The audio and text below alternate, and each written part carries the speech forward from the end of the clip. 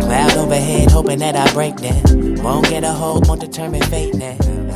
We got a very controversial player in Kyle Lowry. Now listen, this is what frustrates me about Heat Nation. People are acting like he sucks. They think he's trash. They think he provides no value, which is just not true at all. Now, of course, relative to his monster contract, he is trash. That's because he's obviously severely overpaid, but to be honest, who isn't in this league? To get guys on your team, you have to overpay for them. And yeah, is he not performing the way someone who's getting $30 million a year should? No, he's not. But at the same time, he still provides some value as a facilitator and as a veteran leader, a point guard, someone who can run an offense without you having to worry about them getting shots. Now, I like the way he pushed pace last year. I know if you look at the advanced numbers, it'll say that they're still a relatively slow team. But the way he hit ahead guys, the way he led fast breaks, that's something that I don't think this team had prior to him getting here. Now, he shot relatively efficient in the regular season. He was only 44%, but he was about 37% from three. But in the playoffs, we all know that he severely dropped off a cliff. I actually looked up the numbers right before recording this just to see if I was being dramatic. And I wasn't. I almost vomited everywhere because he shot under 30% from the field and a three-point line in the playoffs. Obviously, that's god-awful. And being that he was like 37 years old last year, in very few cases do you expect a guy to get better going into the next season. But I still expect a very solid year from Kyle Lowry, basically similar production to what he had last year. The hope is just kind of that he can carry it into the playoffs.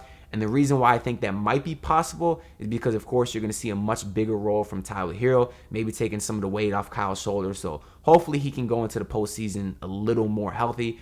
But I like Kyle Lowry. I think he provides a lot because every team does need a true point guard. You can say that was a problem with the Boston Celtics last year as they didn't have a facilitator. They're trying to fix that by bringing in Malcolm Brogdon. But if you watch them in the playoffs, that was a big problem for them. Sometimes when the game's so down, you don't have someone that can actually run an offense. It does hurt you. So I like the value that Kyle Lowry provides, and he's going to have a good regular season. My concern is if he does it in the playoffs, and I'll say he will just because I don't want to be too negative. But we talked about how Tyler Herro would help him. So moving into him, who is probably locked into the starting lineup at that 2 spot based off Spo's dress rehearsal in that last game versus the Pelicans, I have a very bold prediction on Tyler Herro. It is that he will make the All-Star team this year. That is going to be difficult because he's probably going to be the third option behind Jimmy and Bam. But based off what we saw last year, I honestly believe that he's going to be even better, and I think he deserved to make it last year. So I think now that he's in the starting lineup, that's going to be the difference that he needs to make the All-Star team, especially since we know Jimmy Butler tends to coast through the regular season just because he's a postseason performer. He's a big-time player. So that's my bold prediction on Tyler Herro. You can tell he worked very, very hard this offseason. You can tell he has that chip on his shoulder, and I believe in Tyler Herro. Listen, he obviously had that good rookie season in the bubble where he balled out. And people say that it's, because he was in the bubble. Truthfully, I think he would have been better if there was a crowd there. What have we seen from Tyler Herro that tells you he doesn't live for that crowd? We saw that game winner he had versus Philly earlier that season where Jimmy ripped Embiid and Tyler Herro came down the court, stopped on a dime and pulled up just to hit the game winner.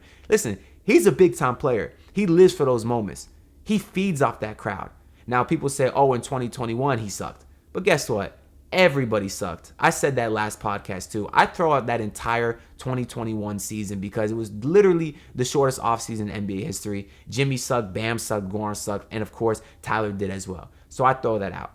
You go into 2022 playoffs, obviously Tyler Herro was terrible again, but he did have the injury. He kind of was bad before the injury, but we don't know how much he was, kind of ailing before he officially sat out. But listen, he's 22 years old. A guy's allowed to have a bad postseason and learn from it. He's not supposed to be a super success story every year. The great players will learn from their mistakes, and I believe in Tyler Herro that he will. I think he's going to average an easy 24 points per game this season and make the All-Star team. I believe in him. I think he's going to earn the contract. Moving on to Jimmy Butler, a guy who needs some respect put on his name. Listen, Jimmy Butler is him. He's the him reaper, Himmy Butler, whatever you want to call him. He is that guy. Big-time players make big-time plays, and that's what he does every single postseason in and out. I will stand on top of the hill saying that Jimmy Butler is a top 5 player in this game. You know why? Because he does it when the games matter. I don't care about James Harden, people saying he's better, or Trae Young, Paul George. Paul George is one of the biggest habitual playoff chokers we've ever seen. Dude gave himself the playoff P nickname just to hit the side of the backboard the next game and suck every game since. I do not like Paul George, if you couldn't tell. But listen, I value the postseason the most, championship games the most, and Jimmy Butler time and time again has showed that he is one of the best players in the world when the games matters. He's him. This Heat team is going to go as far as Jimmy Butler takes him, and I ride or die with Jimmy till the wheels fall off. I really, really do. I think he's a genuine superstar and one of the best players in this game. And he did it last year. No reason to think he's not going to do it again, especially since you hope that he has some help this year from the other guys, because he did all that last year basically with all the role players playing terrible. So let's hope those guys get a little bit better. He will be starting next to a new 4 this year, which is probably going to be Caleb Martin. I want to start off by, because I'm going to praise Caleb Martin, but I want to start off by saying that he is not an upgrade over PJ Tucker. He's just not. Of course, they're going to provide different things, but at the end of the day, PJ Tucker still provides more to this team just from his defense, size. Well, he obviously was not a huge guy, but he'd play up. But it's a downgrade. That being said, I think the margin at which it is a downgrade, that obviously depends on Caleb Martin, because he has a lot of tools that PJ Tucker did not have, specifically athleticism. That dude can jump. Now, that might help him because he is a little bit of a smaller player playing the 4, but that's still yet to be seen because obviously Spoelstra switches everything, and if he's on a guy like Embiid or Nikola Jovic, his athleticism is not going to do nothing. He could be posted up. It's not going to do nothing. But he does add a different dynamic to this offense that PJ Tucker did not. Obviously, PJ Tucker had that corner 3, which is good. That's the most important shot in basketball as far as spacing. And, of course, he showed us the little floater in the lane last year. But Caleb Martin's a lot faster. He'll be able to cut, get to his spots a lot quicker. His form looks chef's kiss, gorgeous. Whatever weird hitch he had in his shot last year seems to be fixed. He was putting in a lot of work this offseason. And listen, he seems like a really humble guy. Like, he wanted to be here. And my favorite player to have on the Heat is guys that want to be here, because they will buy into the Heat culture. They'll work hard. They'll play defense, which Caleb Martin, his perimeter defense is absolutely phenomenal. He was clamping guys 92 feet last year. It's really exciting to see. Problem is, if he's playing the 4, I don't know how much that's going to work. A lot of this is me trying to talk myself into it working because I'm just not so sure it will.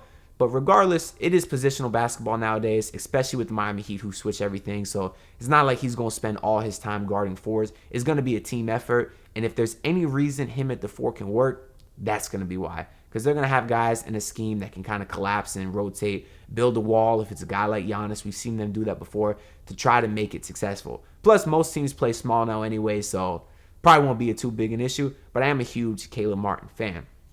Bam Adebayo will be the starting center. Another, probably the second most controversial guy, either behind Lowry or Tyler, just because a lot of people, well, I think everyone knows what Bam is capable of, but get very frustrated with him, whether he is going to do it or not. Because we all know that Bam is one of the strongest, fastest, just most versatile guys on the court. The only person who doesn't know that is Bam Adebayo. I mean, listen, the dude is 6'9", 6'10", with great handles, a beautiful jump shot, but for some reason, he just wants to do dribble handoffs all day. Now, we saw in the preseason, he was very aggressive, and we did see at points last year his aggressiveness. Even in that Game 7, he was not bad. He had a pretty good Game 7 versus Boston. But here's where I'm at with Bam Adebayo. I'm more of like, show me. I'm tired of falling for it every single time he'll have a game. He'll go out and he'll score 30 and 40 points, especially against Brooklyn. We know how he likes to dominate Brooklyn. But he'll take 20 shots, get to the free throw line double-digit times, and then the next 8 games, he'll shoot 6 to 8 shots a night. I'm tired of it. I'm tired of getting my hopes up just to get disappointed every single time. Now, if Bam Adebayo does realize his full potential, he's going to be one of the best players in this league. And because he's already the best defender in the league, don't give me none of that Rudy Gobert BS. The fact this man keeps getting his name mentioned in Defensive Player of the Year when he gets played off the court in the playoffs because of his defense doesn't make no sense to me. We saw Rudy Gobert on Steph Curry. It's one of the funniest clips in NBA history. We've seen Bam on Steph Curry lock him down multiple times.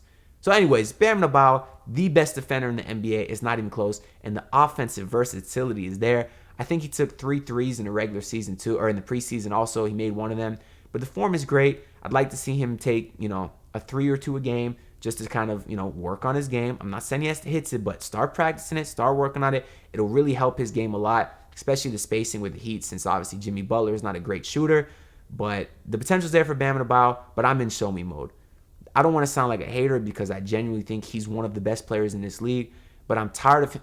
Even in the last offseason, he said, I want to be a flat-out scorer. We didn't see it. We saw 1 out of every 10 games. Step up Bam Adebayo. If you achieve your full potential, and I'm not saying you should this year because you're still obviously young also, but if you can take that step that you should take going into your 5th or 6th season, whatever it is, that really brings this Heat team to a completely other tier because he is one of the biggest mismatch nightmares in the NBA. So I'm in show me mode, and I want to see a Bam Adebayo because I really love you as a person and a player. Going on into a bench, we have Victor Oladipo, who finally had his first healthy offseason in years. So because of that, you'd like to think he'll take a relatively decent sized step from last year in the playoffs.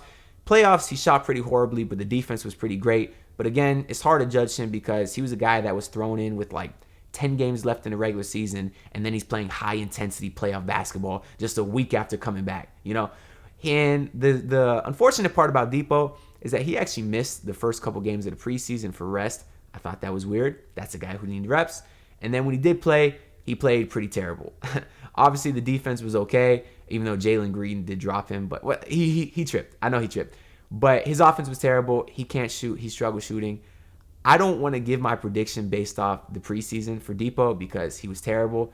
But he's a guy that I really believe. And in the playoffs, I think he left a sour taste in people's mouths just because of the shooting. And that's kind of is what the most visual. But his defense was absolutely incredible. Especially we know what he did on Jaylen Brown. Well, they say Jaylen Brown can't dribble, so maybe that's not the best example. But regardless, the way he played the passing lanes, the way he played point of attack defense was really great. So I'm a big fan of Victor Oladipo. I'll give him still some more time to get his offensive rhythm back. In the preseason, he's just trying to get a sweat, get his legs under him. I'll give him 10 games to see how he looks. Hopefully he can shoot relatively well, and I think he'll be in for a pretty decent season.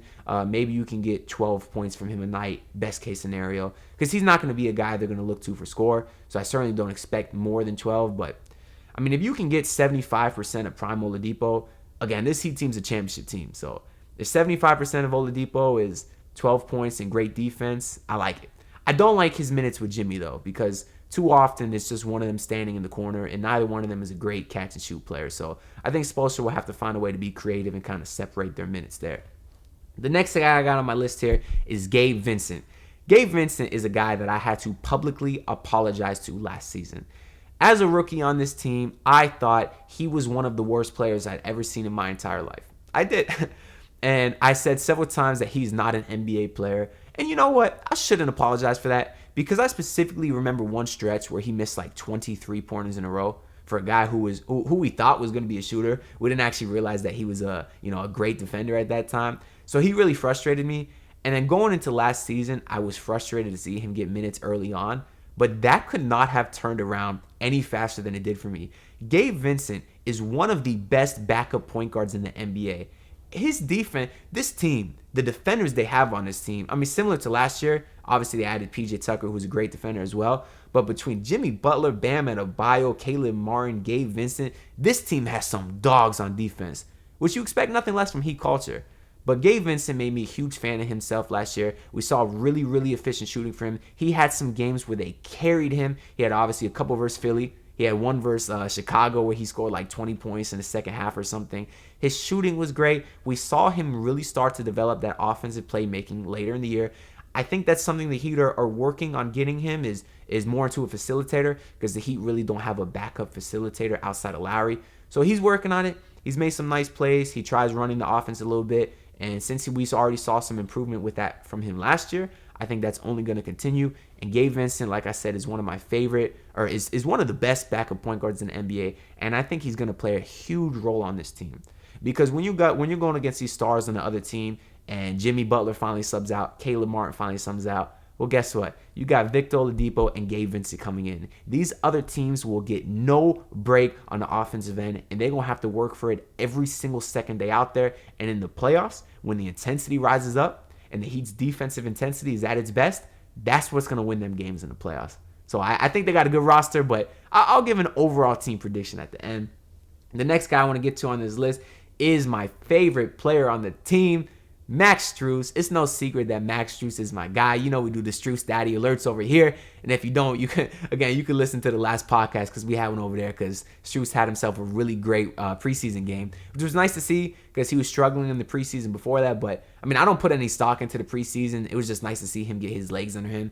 And he's not a guy whose confidence I'm worried about. So even if he goes 0 for 10, I still think his next shot's going in. And so does he. That's what I love about that man. I mean, I actually remember his first preseason game ever with the Heat, which I guess was like 2 or 3 years ago now.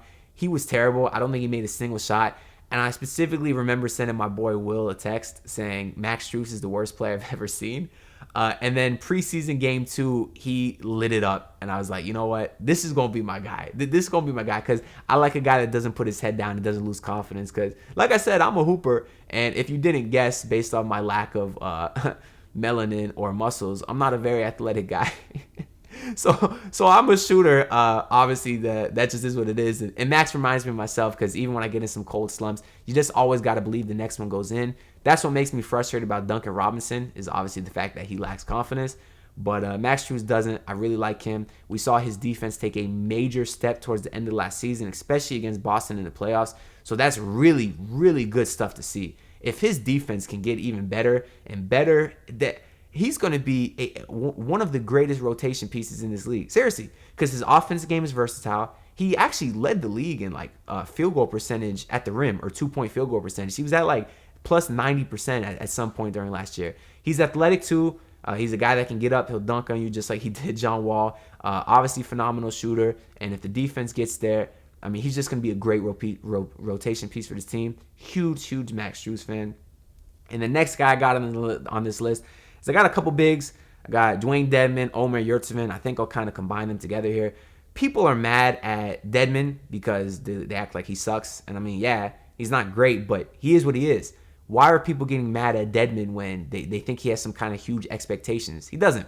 This guy, he's getting paid $9 million for a couple years, which I did think was overpaid. I thought he'd get a minimum, but maybe they're looking at it as a trade asset sort of filler type of thing. But listen, he's an energy guy. I think he'll play 15 minutes or less a night just to kind of hustle, grab some boards, and just be big. That's what him and Omer would be in there for, is just to be big. And I think those are both guys who are going to play about 15 minutes a night. So between the both of them, you got 30 minutes of size. If you need it against an Embiid or Jokic, you got it. And that's all they're there for. Dedmon, he's going to play a role similar to Birdman, a guy who came in just to be, energy. Birdman was a better player, so I don't want to really say Dedmon is as good as him. But that's what he's there for. And Yurtseven is just in there to get some boards every now and then. If he was going to start, I would have said he would have played the Luke Babbitt or Myers Leonard role, where Omer would start the first 7 minutes of the first quarter, first 7 minutes of the second half, and that's it. But I think there'll be room for both of them in the rotation. Like I said, I could see them both getting maybe 15 minutes a night just because they don't really have any size. I guess Bam Adebayo would be their biggest player outside of them. So I do think you're going to need a little bit of that. Maybe they take turns who's in there. If it's not both of them, then we'll see. Because if it's not both of them, well, then that means that it's Nikola Jovic. Now, before the preseason, my expectations for Jovic were, wow, I did that twice. I was so good on this podcast. I had not said Jovic. My expectations for Jovic were different before. He kind of balled out in the preseason. I mean, he was really, really good. Before that, I said my expectations for him were to have a similar role to Precious Achiuwa did his rookie year. And Precious played 60 games at 12 minutes a night. I said Jovic was probably going to play about 50 games, about 12 minutes a night. But seeing what we saw in the preseason, it's really looking like Spo likes what he has here. It's looking like he wants to get this guy some run because the sooner he gets some run, the sooner he's going to develop and get better. We even saw him in the last game get some run with the starters. It was basically the four guys and then Jovic instead of Caleb Martin. I don't think that was a coincidence. I think Spo wanted to see how he'd fare with those guys because prior to that point, we only saw Jovic with really the G League guys, the Drew Smith and Jamal Cains. And he was great. He was obviously the star. Now, my thing with him is he's a guy that can do a lot. And because he's young, sometimes he'll do too much, which is fine because he's 19 years old. But when we saw him with the starters and, some actual vets run with him, he looked good. He didn't do too much, but he was playing his role. Jimmy was able to drive, kick it out to Jovic, who hit a three. So he looks really nice with that unit. And obviously, he's a bigger guy. He's 6'10", so he is bigger than Caleb Martin, much bigger. He only weighs 220 pounds, which, to be honest, is actually more because he seems pretty skinny out there. That's what kind of worried me about his frame. Again, not complaining because he's 19. He'll fill out his body. But I guess 220 isn't the worst. But just when you look at him from the eye test, his body doesn't seem NBA ready. But because of the run that he's got in the preseason, I think Spoelstra's going to play him a little more than I thought. I think he'll try to get him in the rotation early and see how it goes. So I guess I'm not going to change my prediction on Jovic, except the fact that I think he'll get some run early. Because prior to the preseason, I thought he'd be a guy that would come in maybe in a month or two when guys start to need rest or guys get banged up a little bit. And I thought he'd spend a lot of time in the G League, kind of like what Josh Richardson did, which worked out great for Josh Richardson. Because if y'all remember his rookie year here, he spent a lot of time in the G League and came back a really, really great and improved shooter. So I think Jovic is going to get some run early, but I mean, he's been really fun to watch because all the tools are there. It's just unfortunate that, we can't advance his timeline a little bit because we want to win right now. You probably only got a few years left to prime Jimmy, at least only, 4 years left on the contract. And I think Jovic will probably take at least 4 to 5 years to achieve close to his potential, especially because he needs to fill out his body, obviously. But, bro, he's a guy that can fill it up, whether it's assists. We've seen the blocks. We've seen the shooting. I'm really excited. I hope he does get some run because, if he can have some kind of improvement going into the postseason, he'll just add another dynamic to this team and just make them really, really scary. But moving on from him, let's talk a little bit about Duncan Robinson, the guy who's easily been the most disappointing player to me. Now, I stood on a mountaintop last year, and I was on there, and I said, Nikola, we done talking about, I'm excited about Jovic if you can't tell.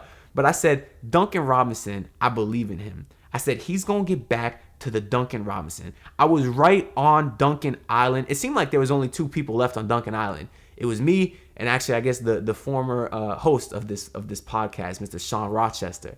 I was with him, man. I said Duncan will turn it around. I believe in him. He got off to a slow start, but I said we've seen too much of a good sample size from Duncan Robinson for him to all of a sudden be this bad. And I guess bad is a stretch. He was relatively bad because I think he still made the 7th most threes in the NBA. But I was disappointed. He never really turned it around the regular season. He never really got close to that 40% that I thought he would. But going into the postseason, I said, he's going to do it.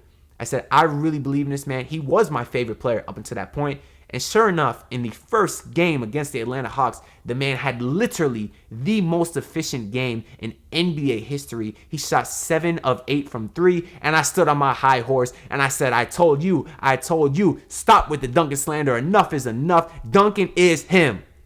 And then Duncan went the rest of the postseason and was god-awful and then made me look like a complete idiot. So to say that I'm disappointed in Duncan Robinson and a little annoyed would be an understatement because Duncan, sir, I love you, buddy. I am a huge long shot fan, actually. I listen to every single episode, and I think you're a great guy. And like I said, I am a similar player to you and everything. So if you're listening to this, no hate, but you disappointed me. But here's the thing. So I don't sound like a hater. It's your confidence for me, man.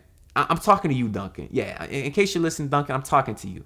It's your confidence. You're not a bad player. I think you know you're not a bad player. You just don't act like it. You put your head down as soon as you put a shot up like you're assuming you're going to miss. And as a shooter, that's how you miss shots. I can tell watching you, you just don't seem confident out there. If you had the confidence of Max Strus, I think you'd be obviously one of the most lethal shooters in this league, just like you kind of were before you had the expectations, and maybe they're weighing a little too much on you. I mean, you kind of did say that on one of the episodes of your podcast. You said that once you got paid, you kind of had the pressure of living up to the contract, and you're certainly not a fat cat like my guy Hassan Whiteside was, who got paid and kind of stopped trying, even though y'all know I still love Whiteside, but I don't want to get into him. But you're just a guy who kind of lets the pressure get to you. And it's human nature. I get it. So I'm not going to get mad at you, even though I kind of did a little bit earlier. But I'm going to try not to get mad at you. I don't know if you're going to have a spot in the rotation this year.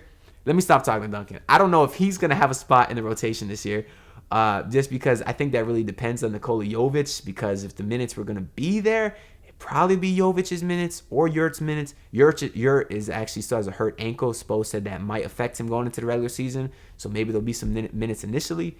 But truth is, I'm in show me mode with Duncan Robinson also. I don't think he's going to have a great season. I don't even think he's going to have that much of a role. And if that's the case, then you'd think he has to be gone by trade deadline just because he gets paid too much money to sit on the bench like he did in the postseason. No hate, though. I do love Duncan Robinson. Love him as a person. Love him as a player. It's just frustrating to see him lose his confidence when he really is one of the most talented shooters in this league. But moving on from him, we got Haywood Highsmith. Highsmith is a guy that I thought was going to be good for no reason other than the fact that the Heat gave him a 3-year deal. And the Heat know more than me, and they certainly know what they're doing. So when they gave him that 3-year deal, I think it was in the offseason, I said, okay. I didn't really see much from this guy. He played very few minutes. It was okay in the G League, and he shot okay, but I certainly didn't see anything crazy. He certainly had the build to be one of those, lanky, switchable defenders that they like. So I assumed he was, and we saw a little bit of it. Problem was, though, is in the Summer League, he didn't really stand out. We saw Omer Yurtseven stand out when he was in there. We saw Max Strus stand out the year before. And you can tell those guys set themselves apart from the rest. Haywood Highsmith, I got to be honest, I really didn't see it. We saw a game from Nikola Jovic. He had like 25 points in the Summer League. He stood out. I didn't really see it from Highsmith. And going into the preseason, I really didn't see too much from him either. So I don't expect him to get, some kind of crazy role. To be honest, I think he's a guy that they could trade to maybe get another piece in here. I know KJ Martin's been a name that's been out there, or if they have to use him as filler in a Jay Crowder trade. I don't know. I don't think he's shown the Heat what they expected so far. Otherwise, I think we would have seen it in the preseason. I even saw another rumor that they can actually cut him and use that money to give to Jamal Cain, so we don't have to worry about paying Jamal Cain, in the offseason. But just something that's out there. The potential for it's there, but I don't think the run will be there for Highsmith until we get that inevitable stretch where a bunch of guys get hurt. Maybe he plays really well, but that's what I think of Highsmith, which is really a whole lot of nothing. Seems like a great guy, though. Maybe he'll play well in the G League or find a spot on another team where he can kind of get an expanded role. I just don't think that's on this team.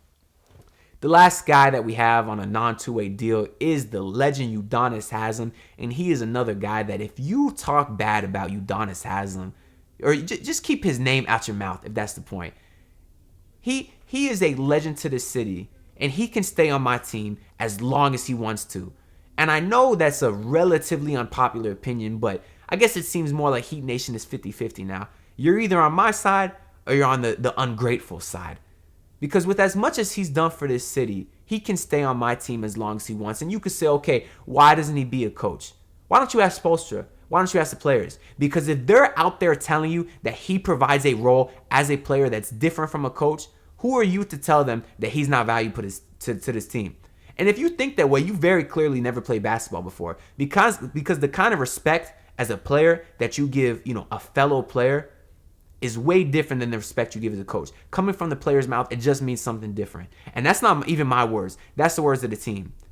And I just, if they're out there telling you, every single player, I've heard Duncan Robinson, I've heard all the other young guys, I've heard Bam, I've heard Jimmy, I've heard Spo. If they're out there telling you that he provides value to this team as a player, then who are you to not believe them? Who are you to say different?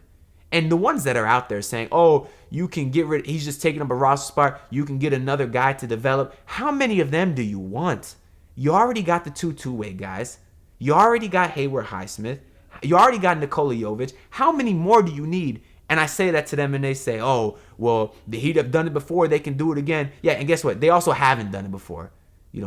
They also haven't. They have enough guys on this team they can develop. They got the two-way guys.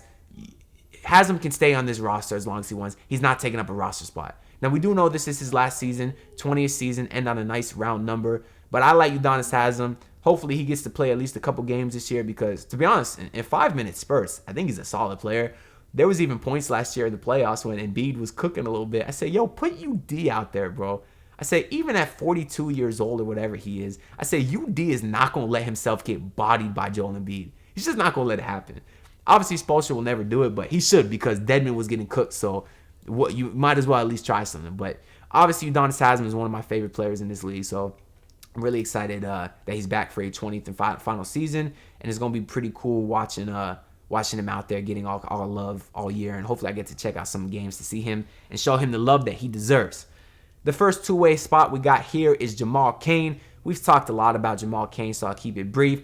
Balled out in the preseason. We all knew that he was going to take Darius Day's spot. He has the body to be a switchable four, kind of like Haywood Highsmith. He's athletic, versatile, can shoot the ball. Actually averaged 20 points per game in college once he transferred to Oakland for his senior season.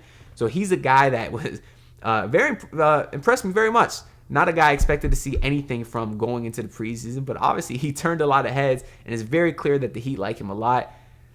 If he plays in the regular season, truthfully, I think that means something has gone wrong for the Heat, whether it means a bunch of guys got injured or just they're playing terrible, so they want to kind of develop the younger guys a little bit. Now, he'll get some run. All the two-way guys end up getting a little bit of run.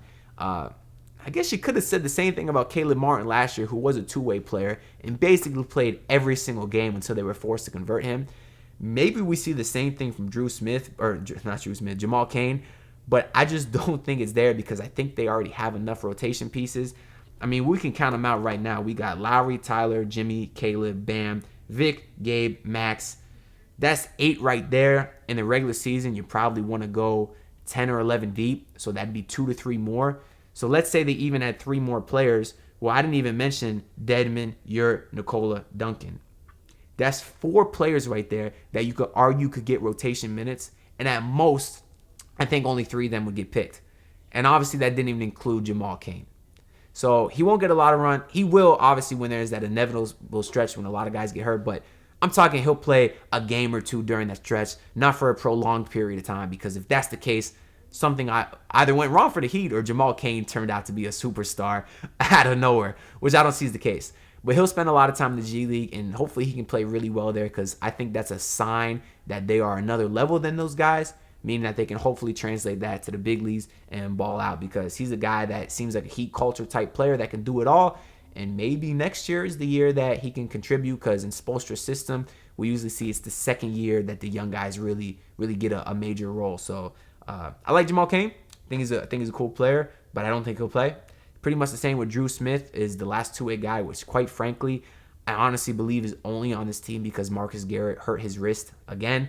I think the Heat like Marcus Garrett a lot. I think they don't want to lose out on another Patrick Beverley, and I think they can believe they can develop Marcus Garrett's offense, and he's already one of the best defenders in the NBA. Seriously, his perimeter defense is so exciting to watch. I've never seen somebody make me so excited playing perimeter defense. But either way, he's hurt. They had Drew Smith. He's a guy that they've had on this kind of G League and Summer League team for a couple years now. Seems like a high IQ guy. Seems like a guy that's more of that facilitator type. So maybe the Heat are looking for another one of those just because they really only got Lowry. And like I said, they're trying to develop Gabe. But Drew Smith, I certainly don't think will get any run this year at all. Maybe a game or 2 if guys are hurt, like I said. But don't expect to get any run. Seems like a nice guy. Seems like a cool player. Hopefully he can ball out and help the Sioux Falls win another ring. As I hear some screaming outside my door, hopefully you guys don't hear that. Hopefully not, because I spent a lot of money on this mic, but it really don't matter anyways. That's the whole roster. I like this Heat team. I think they have the potential with the internal development to be right back in the Eastern Conference Finals and maybe get to the finals if these role guys can play well this year. Obviously, you lost PJ. You really didn't add nothing, but 2 of your 3 best players are Tyler, Bam. Super young guys with a ton of room for internal improvement. And if they can take a big step, I don't see a reason this Heat team can't be right back in there. Obviously, that's pretty optimistic, but Jimmy Butler is one of the best players in this league, and that's how you win in this league is with the best players, and the Heat fortunately have one of those. Now, he's not a Kevin Durant, he's not a Giannis, he's not an Embiid, but in the playoffs, he can be really close to that. So if you get enough from the other guys, he still needs some of the other guys. We saw that because, the Heat lost last year in 7 games. But if you can get from the other guys, I think they can go on a finals run. As far as the regular season, though, let me just make one thing clear. I have them at 5. I have them winning 47, 48 games at 5 just because they're a team that's had deep playoff runs a lot. They're a playoff team. Your stars are older, or your star is older, and Jimmy Butler and Kyle Lowry too. They're not going to try hard in the regular season. They'll rely a lot on the young guys to get them through it. Depending on how Bam and Tyler play, I guess that's kind of how good they'll be. So if those guys do take the next step, I'm sure they could finish 1 again. If not, more realistically, I have them around 5. They go into the playoffs versus whoever they play, and then they just dominate. Because this team's a playoff team, and I really like the way they're built because the playoffs is what matters. I actually have the Cavaliers higher than them because I think their roster is great. I thought they had a great roster last year. I think their size provides a lot of mismatches for a lot of teams, especially against the Heat. But come playoff time, that team's too young. They're not built for the playoffs. The Heat will take care of that easy. Same thing with the 76ers. James Harden, not a big-time player, you know. So just because I have the Heat at 5 doesn't mean I don't think they can make another finals run. Of course, that depends on the young guys and how they improve. I can spot a fraud with a blindfold. You can feel it too, baby, I know. On a different plane, different time zone. Step around, no attention, child.